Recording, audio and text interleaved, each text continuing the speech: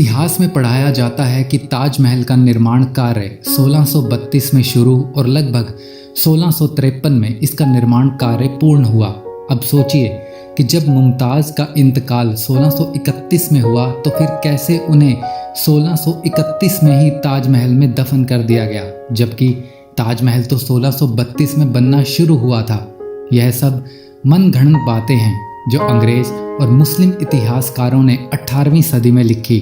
दरअसल 1632 में हिंदू मंदिर को इस्लामिक लुक देने का कार्य शुरू हुआ। 1649 में इसका मुख्य द्वार बना जिस पर कुरान की आयतें तराशी गई। इस मुख्य द्वार के ऊपर हिंदू शैली का छोटे गुंबद के आकार का मंडप है और अत्यंत भव्य प्रतीत होता है। आसपास मीनारें खड़ी की गई और फिर सामने स्थित फव्वारे को फिर से बनाया गया। J.A. मंडेलसो ने मुमताज की मृत्यु के 7 वर्ष पश्चात voyages and travel into East India नाम से निजी पर्यटन के संस्मरणों में आगरे का तो उल्लेख किया है, किंतु ताजमहल के निर्माण का कोई उल्लेख नहीं किया। टॉम हर्निए के कथन के अनुसार 20,000 मजदूर यदि 22 वर्ष तक ताजमहल का निर्माण करते रहे तो भी उस विशाल निर्माण कार्य का उल्लेख अवश्य करता।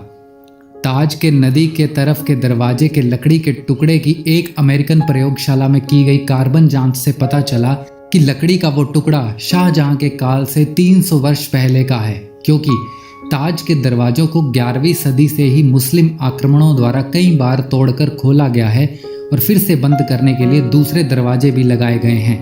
ताज और भी पुराना हो सकता है। असल में ताज को सन 1115 में अर्थात शाहजहां के समय से लगभग 500 वर्ष पूर्व बनाया गया था। ताजमहल के गुंबद पर जो अष्टधातु का कलश खड़ा है वह त्रिशूल के आकार का पूर्ण कुंभ है। उसके मध्य दंड के शिखर पर नारियल की आकृति बनी है। नारियल के तले 2 झुके हुए आम के पत्ते और उसके नीचे कलश दर्शाया गया है। उस चंद्राकार के 2 नोक और उसके बीचों बीच नारियल का शिखर मिलाकर त्रिशूल का आकार बना हुआ है। हिंदू और बौद्ध मंदिरों पर ही ऐसे कलश बने होते हैं। कब्र के ऊपर गुंबद के मध्य में अष्टधातु की जंजीर लटक रही है। शिवलिंग पर जल सिंचित करने वाले सुवर्ण कलश इसी जंजीर पर टंगा रहता था। उसे निकालकर जब शाहजहां के खजाने में जमा कर दिया गया तो वह जंजीर लटकी रह गई। उस पर लॉर्ड कर्जन ने एक दीप लटकवा दिया जो आज भी है। कब्रगाह को महल क्यों कहा गया? मकबरे को महल क्यों कहा गया? क्या किसी ने इस पर कभी सोचा? क्योंकि पहले से ही निर्मित एक महल को कब्रगाह में बदल दिया गया। कब्रगाह में बदलते वक्त उसका नाम नहीं बदला गया। यहीं पर शाहजहां से गलती हो गई। उस काल के किसी भी सरकारी या शाही दस्तावेज एवं अखबार आदि में ताजमहल शब्द का उल्लेख नहीं आया। ताजमहल को ताजे महल समझना हास्यप्रद है। महल शब्द मुस्लिम शब्द नहीं है। अरब, ईरानी, अफगानिस्तान आदि जगह पर एक भी ऐसी मस्जिद या कब्र नहीं है जिसके बाद में महल लगाया गया हो। यह भी गलत है कि मुमताज के कारण इसका नाम मुमताज महल पड़ा, क्योंकि उनकी बेगम का नाम था मुमता उल जमानी। यदि मुमताज के नाम पर इसका नाम रखा होता तो ताजमहल के आगे से मुम को हटा देने का कोई औचित्य नजर नहीं आता। विंसेंट स्मिथ अपनी पुस्तक अकबर द ग्रेट मुगल में लिखते हैं, बाबर ने सन 1630 में आगरा के वाटिका वाले महल में अपने उपद्रवी जीवन से मुक्ति पाई। वाटिका वाला तो महल यही ताजमहल था। यह इतना विशाल और भव्य था कि इसके जितना कोई दूसरा भारत में महल नहीं था। बाबर की पुत्री गुलबदन हुमायूंनामा नामक के ऐतिहासिक वृत्तांत में ताज का संदर्भ रहस्य महल के नाम से देती हैं। ताजमहल का निर्माण राजा परमदीदेव के शासनकाल में 1155 अश्विनी शुक्ल पंचमी रविवार को हुआ था। अतः बाद में मोहम्मद गौरी सहित कई मुस्लिम आक्रमणकर्ताओं ने ताजमहल के द्वार आदि को तोड़कर उसे लूटा। यह महल आज के ताजमहल से कई गुना ज्यादा बड़ा था और इसके 3 गुंबद हुआ करते थे। हिंदुओं ने उसे फिर से मरम्मत करके बनवाया, लेकिन वे ज्यादा समय तक इस महल की रक्षा नहीं कर सके। वास्तुकला के विश्वकर्मा वास्तुशास्त्र नामक प्रसिद्ध ग्रंथ में शिवलिंगों में तेजलिंग का वर्णन आता है।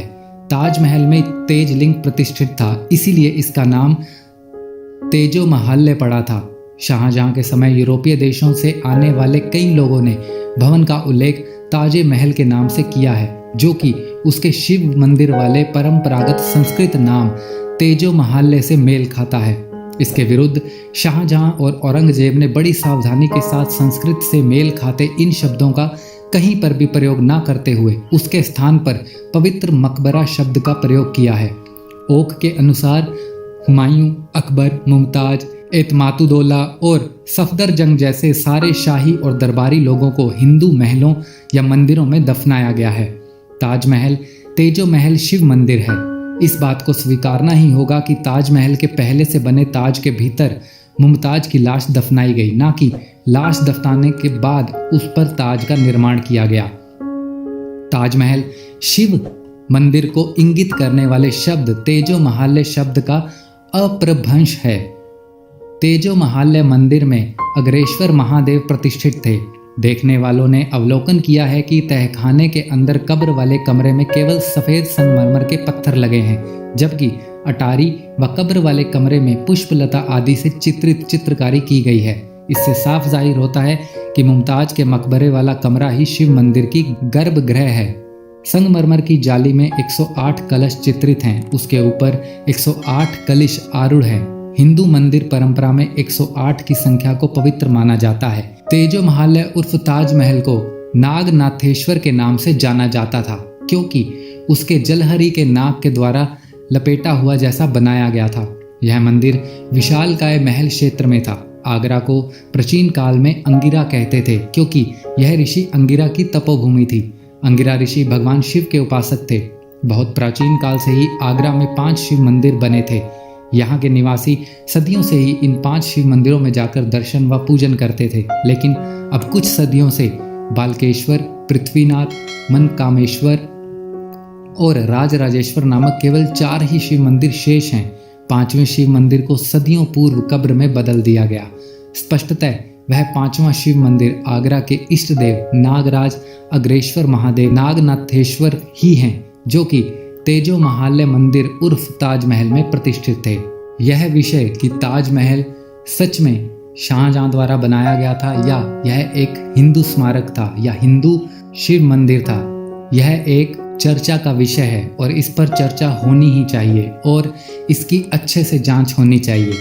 हम इस वीडियो में ऐसा कोई प्रमाण नहीं दे रहे हैं या हम ऐसा प्रमाणित नहीं कर रहे हैं कि यह एक शिव मंदिर और एक हिंदू स्मारक ही है, लेकिन इस वीडियो में जो भी तथ्य बताए गए हैं वह चर्चा का विषय अवश्य हैं। तो दोस्तों, ये थी हमारी आज की जानकारी। उम्मीद करते हैं आपको बहुत पसंद आई होगी।